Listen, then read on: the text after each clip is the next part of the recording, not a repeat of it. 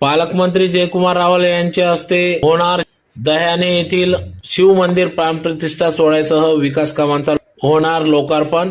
धुळे तालुक्यातील दह्याने येथील गटनेते तथा सरपंच अशोक अण्णा राजपूत यांच्या वतीने गेल्या अनेक वर्षापासून या ठिकाणी दह्याने गावातील विविध विकास कामे केले जात असून सरपंच या पदावर असताना गेले अनेक वर्षापासून त्यांनी या ठिकाणी संपूर्ण गावाचा विकास केला असून प्रत्येक प्रभागात वार्डात विविध विकास कामे केली असून रस्ते, गटारी, पथदिवे यासह विविध विकास कामे करीत आहेत।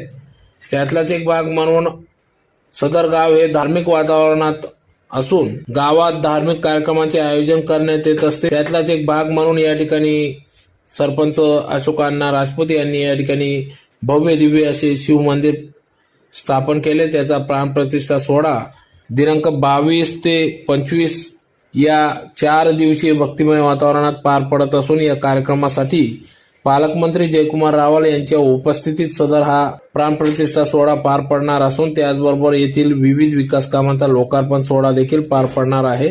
तर या कार्यक्रमांमध्ये दह्याने येथील शिव मंदिर प्राणप्रतिष्ठा सोहळ्याच्या कार्यक्रमात मोठ्या संख्येने नागरिक भाविकांनी सहभागी व्हावे असे आवाहन या ठिकाणी करण्यात आले आहे। ज्यात प्रामुख्याने दिनांक 22 ऑक्टोबर 2025 रोजी सकाळी 9 वाजता चित्तोड बायपास ते दह्याने भव्य महादेव मूर्ती व शिवलिंग भव्य शोभायात्रा काढण्यात येणार असून भाविकांनी मोठ्या संख्येने सहभागी व्हावे।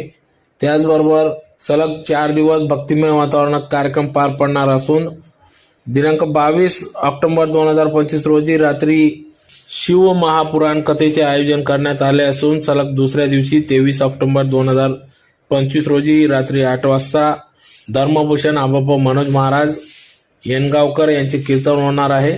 तर सलग तिसऱ्या दिवशी 24 ऑक्टोबर 2025 रोजी रात्री 8 वाजता आबापा रवी किरण महाराज दोंडाईचेकर यांचे कीर्तन।